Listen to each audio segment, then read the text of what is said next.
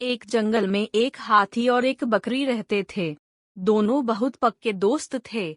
दोनों साथ में मिलकर हर दिन खाने की तलाश करते और साथ में ही खाते थे। एक दिन दोनों खाने की तलाश में अपने जंगल से बहुत दूर निकल गए। वहां उन्हें एक तालाब दिखाई दिया। उसी तालाब के किनारे एक बेर का पेड़ था। बेर का पेड़ देखकर हाथी और बकरी बहुत खुश हुए।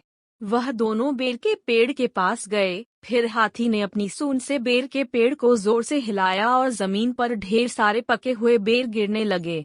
बकरी जल्दी जल्दी गिरे हुए बेरों को इकट्ठा करने लगी।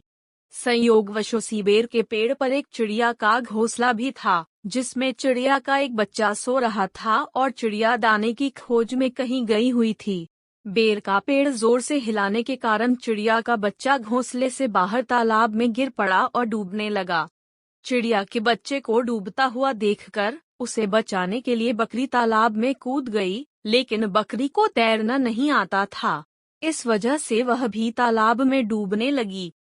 बकरी को डूबता हुआ देखकर हाथी भी तालाब में कूद गया और उसने चिड़िया के बच्चे और बकरी दोनों को डूबने से बचा लिया।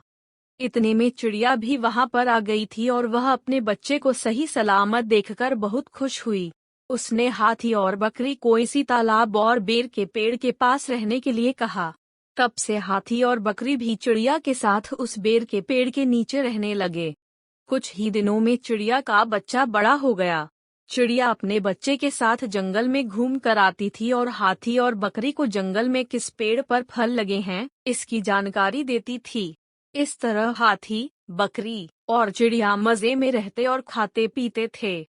कहानी से सीख, हमें किसी का बुरा नहीं करना चाहिए। अगर हमारी गलती से किसी को परेशानी होती है तो उस गलती को सुधारना चाहिए और मनमुटाव दूर करते हुए एक दूसरे की मदद करनी चाहिए।